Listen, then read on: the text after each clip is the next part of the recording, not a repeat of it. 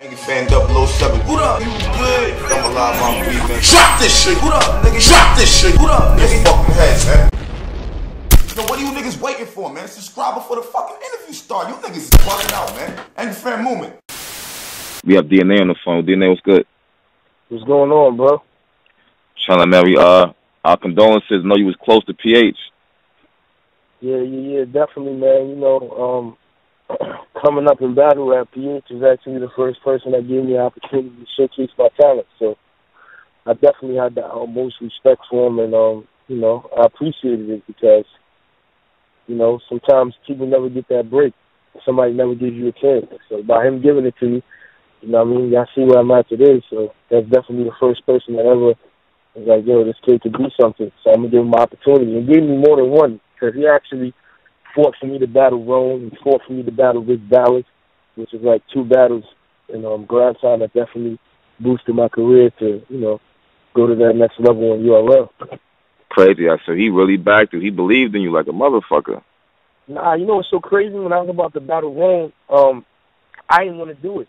You know what I'm saying? I never went on record to say this, but I say it now. I was scared. I felt like, yo, Ron, after he battled Prophet and Illegal, I'm like, I don't really think I could beat this kid. PH called me screaming on me. Not even for the sense that he wanted Ron to lose. Like, DNA, are you serious? Like, you know what I'm saying? I done seen you battle 5 people on 14th Street. You know what I'm saying? You're one of the most hungriest in the game. You can't tell me you scared to take this battle. And I know he wasn't saying it out of, you know, trying to manipulate me or swindle me to do it. He really felt like, you know, win, lose, or draw, that I could go toe-to-toe with Ron. And he was just like, yo, man, you got to be confident. And, you know what I'm saying? That was definitely one of my best performances, even to this date. Like, that's one of my top, you know, 7 or 8 or maybe even 5. So, you know, he was just one of them people, like, you know, in this business that we in, man, there's always a lot of people that have hidden motives or hidden agendas, and they out to get stuff. But, you know, from my dealings with PH, he was never one of them individuals. He was somebody that, you know, did it out the kindness of his heart and did it just to want to see you win. And, you know, wanted nothing in return. That's all right there. How'd you meet PH? I actually met PH because I had went to a place in New York called the Pyramid, and they had this showcase called Mental Supreme, and it's every Tuesday. And I had seen Cortez perform there with Murder Ave Gang, and I liked the songs they was doing, so I went to research it on the internet. And then I seen that he had a battle on Grind Time against Complex. So I had watched that battle, and I'm like, wow, battle rap is really, you know, taking back off. This is crazy. I need to be a part of this, because the last thing I had seen was, you know, the Smack DVDs. So I had reached out to PH on MySpace. This is like 2008, and I sent him some footage of me rapping. And he was like, yo, Unites, come do this tryout versus Amzilla.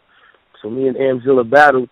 And, you know, I was inexperienced. I was a rookie at the game. I came with written rhymes, and Amzilla was freestyling. But, you know, now we all know the effects of freestyling live, to where, you know, on camera it may seem different, but at that moment, if it's effective, it can win you the battle. So they felt like Amzilla won live, but, you know, PH felt like, even though Amzilla may have edged it, I still feel like this kid DNA is a problem. So right there on the spot, he told me, yo, you made it to Grind Time. I'm going to call you in a week. Called me in a week, yo, I got you set up with Prophet. And then month after month, he put me on every card. Yeah, that's dope right there, B. Yeah, you know, PH wasn't as close as we was, you know, after I separated from Grind Time, but that was never nothing personally with him. It was more so, you know, PH is the leader of Grind Time East Coast. But at the time, you know, Cap Callis, Rush One, the West Coast and the South, we really had a lot more say than the East Coast division. And, you know, how business goes, you know, sometimes people don't see eye to eye, and we weren't, so I kind of parted ways. And, you know, some people may have came across like, you know, it was an issue or some type of animosity with me and PH or Poison Pen. What was that? It was always love, you know what I'm saying? I seen PH plenty of times after that. He called me up for his radio show, interviews, or anything that he needed me to take a part in. You know, I was always there. He was always there if I still needed him. So, you know, it just was on terms of, you know, Grind Time. I had left, but we always kept a good report. The funny thing is, you know, you never know when people are going to pass away, but I had just seen him at Noah.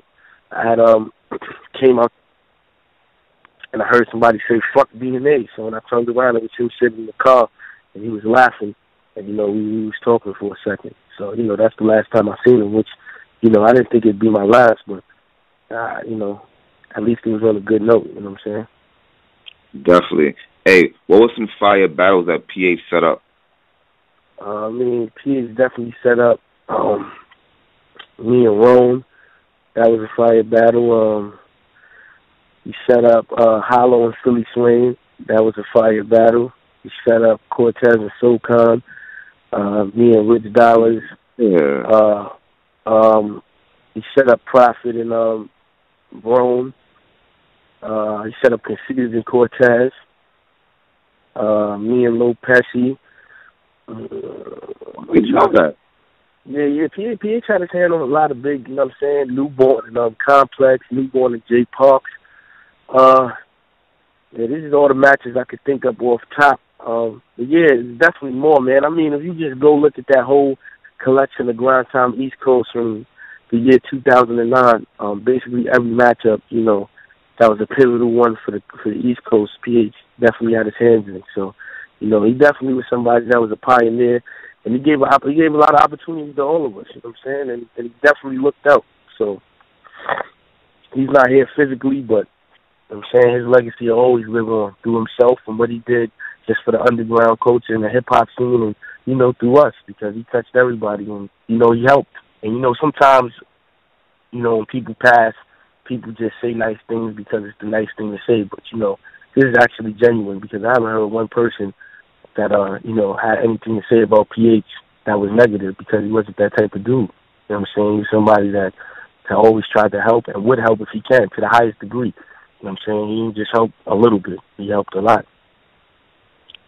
Hey, what's the best advice he ever gave you, in your opinion? The best advice he ever gave me was, the wrong situation that I explained, and just never quit. Like, he told me, like, he basically showed me the business, but it was one of them things where we didn't really, it was something, I don't know, it's weird. Like, in some situations, it don't even have to be words said, but it's just some things that you learn. Like, PH really told me without telling me to get that killer instinct. It's a lot of battle rappers that you watch now, and we ain't on here to call out names or belittle anybody, but it's a lot of battle rappers that do good, but they don't know how to win battles.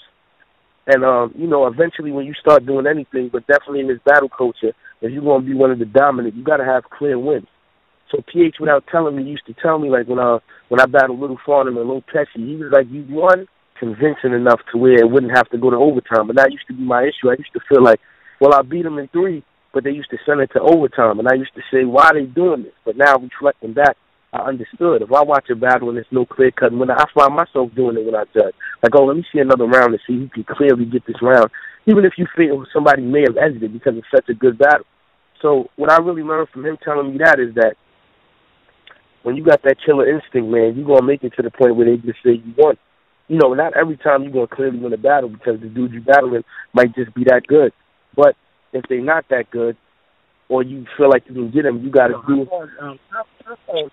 Hold on real quick.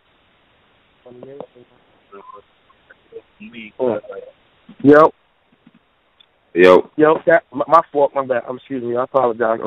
But yeah, what he basically told me was, if you going against somebody, you got to learn how to finish them.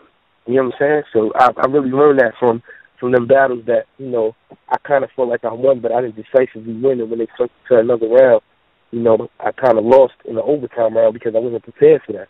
So that was definitely something that was needed to know, man. You can't be in the battle coach and not know how to. So I learned from that.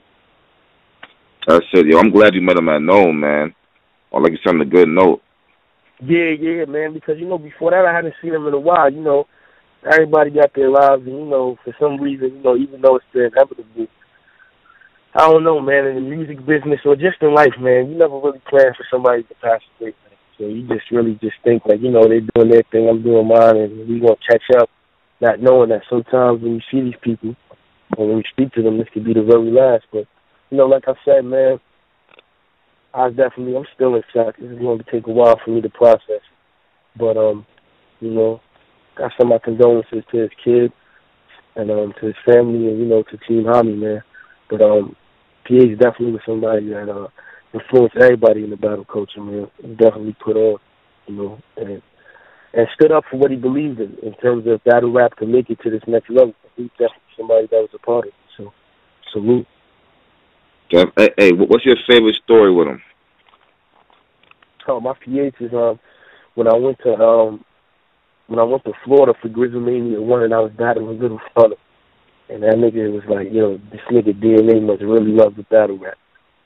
We was on a fucking, what was it, a 23-hour drive. I think Slave Seven was with us, and that's Lee and Sarah Connor, if I'm not mistaken.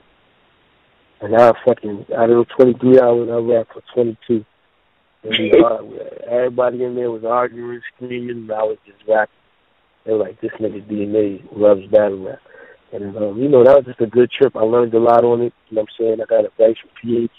I heard a lot of his music that I never heard before. And, at the time I was 18, so it was a lot for me to take in that I definitely used, as I accelerated and moved on in my career. You know what I'm saying? So, like I said, man, some stuff, I can't even sit here and say if he was still alive, I'd be able to be paying for what he did, because I don't think I could. Because, you know what I'm saying, you giving somebody an opportunity like that, all you can do is pay homage and give gratitude, which, I always did, anytime anybody asked me. So I'm going to continue to do that, as long as I'm around, man. But, I let it be known to him when he was alive. And, I'm letting it be known now that I definitely appreciated it.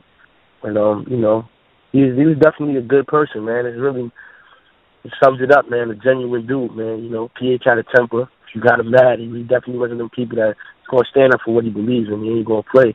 But, for the most part, that's almost every man, that stands for what they believe in. But in terms of a person, he was never a snake, never nobody that tried to do anything to undermine you.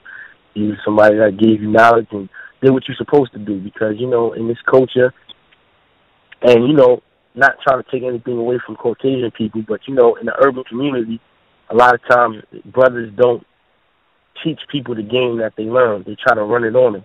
So, you got to give somebody like PH the utmost respect that could have manipulated a lot of us, because we were unexperienced and lack of knowledge to the situation of battle rap. But instead, he put us on and taught us how to make money. So all you can do is respect somebody for doing that. And, that being passed down, I do the same to these people coming up. You got to teach people the game and not running on them, because, we all in the same field, man.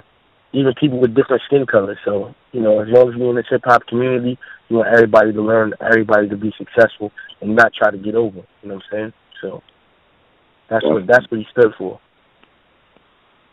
That's definitely right there. Damn. Well, I'm glad you called up, last minute like this. I definitely want to know you want to get speak your piece on it.